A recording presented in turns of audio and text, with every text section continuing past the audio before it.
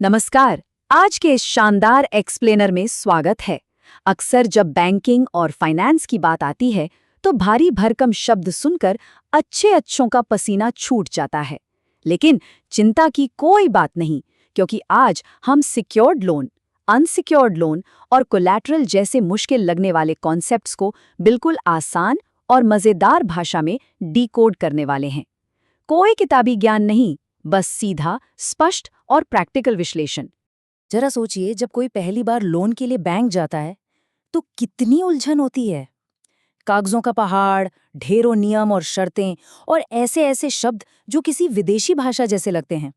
सबसे बड़ा सवाल जो अक्सर दिमाग में आता है वो ये है कि आखिर बैंक पैसा देने के लिए कोई संपत्ति गिरवी यानी कोलैटरल क्यों मांगते हैं। ये कन्फ्यूजन बहुत आम है, लेकिन आज हम इस पूरी प्रक्रिया को बिल्कुल पारदर्शी बनाने वाले हैं ताकि बैंकिंग का ये डर हमेशा के लिए खत्म हो जाए।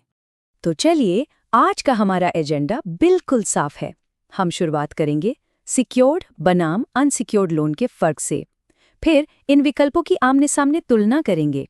उसके बाद समझेंगे प्राइमरी और कोलैटरल सिक्योरिटी का अंतर। फिर आएगा एलटीवी रेशियो का मजेदार गणित और आखिर में इन सभी को असल जिंदगी के उदाहरणों से जोड़ेंगे। सेक्शन 1, सिक्योर्ड बनाम अनसिक्योर्ड लोन। शुरुआत करते हैं लेंडिंग यानी उधार देने की इन दो सबसे बुनियादी श्रेणियों से, जो किसी भी वित्तीय सफर का पहला कदम होती हैं। सबसे पहले बात करते हैं सिक्योर्ड लोन की। नाम से ही पता चलता है कि ये सिक्योर यानी सुरक्षित है। किसके लिए? बैंक के लिए। ये वह लोन है जो किसी संपत्ति द्वारा बैकअप किया जाता है, जैसे घर, सोना या फिर कोई गाड़ी। आसान शब्दों में कहें तो उधार लेने वाला बैंक को एक गारंटी देता है कि अगर मैं लोन नहीं चुका पाया तो आप इस संपत्ति को जब्त कर सकते हैं। बैंक के नजरिए से देखें तो उनका पैसा डूबने का रिस्क बहुत कम हो जाता है और इसी वजह से सिक्योर्ड लोन पर ब्याज दरें भी काफी कम होती हैं। होम लोन और गोल्ड लोन इसके सबसे बेहतरीन उदाहरण हैं। अब इसके ठीक उलट अनसिक्योर्ड लोन को देखते हैं। यहाँ बैंक कोई संपत्ति गिरवी रखने को नहीं कहता, लेकिन भाई बैंक को भी तो अपनी सेफ्टी देखनी है ना। इसलिए बिना किसी गारंटी के दिया जाने वाला ये लोन पूरी तरह से उधारकर्ता के क्रेडिट स्कोर, सैलरी और पुरानी वित्तीय साख पर निर्भर करता है।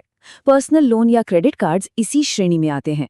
अब चूंकि इसमें बैंक के लिए अपना पैसा खोने का रिस्क काफी ज्यादा होता है, इसलिए इसकी ब्याज दरें भी सिक्योर्ड लोन के मुकाबले बहुत ज्यादा होती हैं।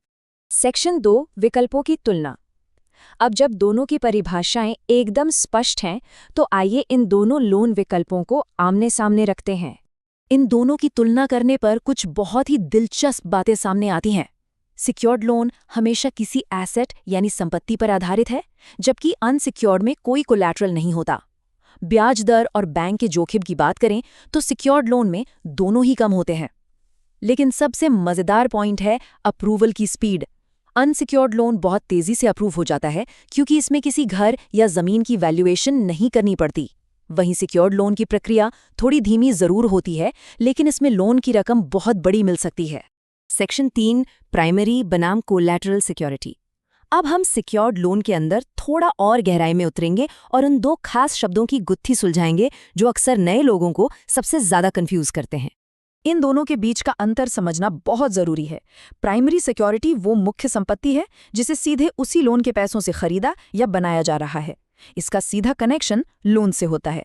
जबकि कोलैटरल सिक्योरिटी वो अतिरिक्त संपत्ति है जिसे बैंक की ज्यादा सेफ्टी के लिए एक्स्ट्रा गिरवी रखा जाता है, ताकि अगर मुख्य संपत्ति बेचकर भी लोन की पूरी भरपाई ना हो पाए तो ये बैकअप का काम करे। चलिए इसे एक बिल्कुल सॉलिड उदाहरण से समझते हैं। मान लीजिए एक परिवार रहने के लिए होम लोन लेकर एक नया घर खरीद रहा है। इस स्थिति में जो नया घर खरीदा जा रहा है वही प्राइमरी प्रॉपर्टी है। मतलब लोन के पैसे से जो खरीदा जा रहा है वही मुख्य गारंटी बन जाता है। लेकिन इसके विपरीत स्थिति क्या होगी? सोचिए, अगर किसी छोटे बिजनेस को आगे बढ़ाने के लिए एक बड़ी रकम का लोन चाहिए। उन्होंने लोन के पैसों से एक नई मशीनरी खरीदी, तो वो हो गई प्राइमरी सिक्योरिटी। लेकिन बैंक कहता है कि लोन की रकम बहुत बड़ी है, थोड़ा एक्स्ट्रा बैकअप चाहिए। तब वो बिजनेस ओनर अपने किसी पुराने वेयरहाउस या सोने को बैंक के पास गिरवी रख देता है। बस इसी अतिरिक्त बैकअप को कोलैटरल सिक्योरिटी कहते हैं। Section 4, LTV ratio. अब हम आ गए हैं उस सबसे जरूरी मैथमेटिकल मैट्रिक पर जो इन सभी कॉन्सेप्ट्स को आपस में जोड़कर एक तस्वीर बनाता है। इसे कहते हैं एलटीवी यानी लोन टू वैल्यू रेशियो। इसका फॉर्मूला बिल्कुल सिंपल है।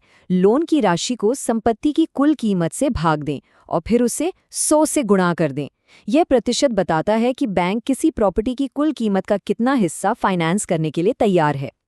कोई भी बैंक 100% पैसा नहीं देता, क्योंकि वो चाहते हैं कि इस खरीदारी में कुछ पैसा खरीदने वाले का भी लगा हो, जिसे हम डाउन पेमेंट कहते हैं।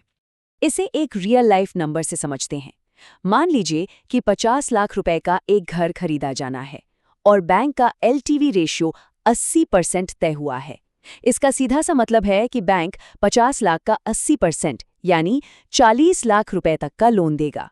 जो बाकी 20% हिस्सा बच गया यानी 10 लाख रुपए, वो उधार लेने वाले को अपनी जेब से डाउन पेमेंट के रूप में देना होगा। एक अहम बात, LTV जितना कम होगा, बैंक का जोखिम उतना ही कम होगा। सेक्शन 5, असल जिंदगी के उदाहरण। चलिए अब तक की सभी परिभाषाओं और नंबर गेम को एक साथ मिलाकर देखते हैं। जब हकीकत में कोई होम लोन के लिए अप्लाई करता है तो बैंक कुछ स्टेप्स फॉलो करता है। Step 1, property valuation. बैंक पहले चेक करता है कि जो घर खरीदा जा रहा है मार्केट में उसकी असली कीमत क्या है। Step 2, LTV ratio check. फिर बैंक तय करता है कि वे उस कीमत का कितना प्रतिशत फंड करेंगे। Step 3, credit review. यहाँ देखा जाता है कि क्रेडिट स्कोर और रेगुलर इनकम कैसी है ताकि EMI समय पर आ सके। और अंत में स्टेप 4, जब ये सारी बातें सही साबित होती हैं तब जाकर फाइनल अप्रूवल मिलता है। तो इस पूरे एक्सप्लेनर से 3 अहम बातें हमेशा याद रखने लायक हैं। पहली, सिक्योर्ड लोन हमेशा किसी संपत्ति के बैकअप पर मिलता है, जबकि अनसिक्योर्ड लोन सिर्फ साख और क्रेडिट स्कोर पर चलता है। दूसरी, प्राइमरी सिक्योरिटी वो है जिसे खरीदा जा रहा है और कोलैटरल वो एक्स्ट्रा बैकअप है जो ज्यादा सुरक्षा के लिए दिया जाता है। और तीसरी, LTV वो प्रतिशत है जो तय करता है कि बैंक प्रॉपर्टी का कितना हिस्सा फंड करेगा और बाकी कितना खुद जुटाना होगा। तो आज के इस विश्लेषण के अंत में एक सोचने वाला सवाल छोड़कर जाते हैं। जब भविष्य में कोई बड़ी खरीदारी की योजना बने, चाहे वो सपनों का घर हो या बिजनेस के लिए मशीन, तो वित्तीय लक्ष्यों के हिसाब से कौन सा LTV रेशियो सबसे सही रहेगा? क्या ज्यादा डाउन पेमेंट करके EMI का बोझ कम रखना बेहतर है, या फिर ज्यादा लोन लेकर अपने कैश को किसी और बढ़िया निवेश के लिए बचाना? इस पर विचार जरूर कीजिएगा। फाइनेंस की दुनिया को ऐसे ही आसान और मजेदार तरीके से समझने के लिए लाइक, शेयर और सब्सक्राइब जरूर करें। सीखते रहें और आगे बढ़ते रहें।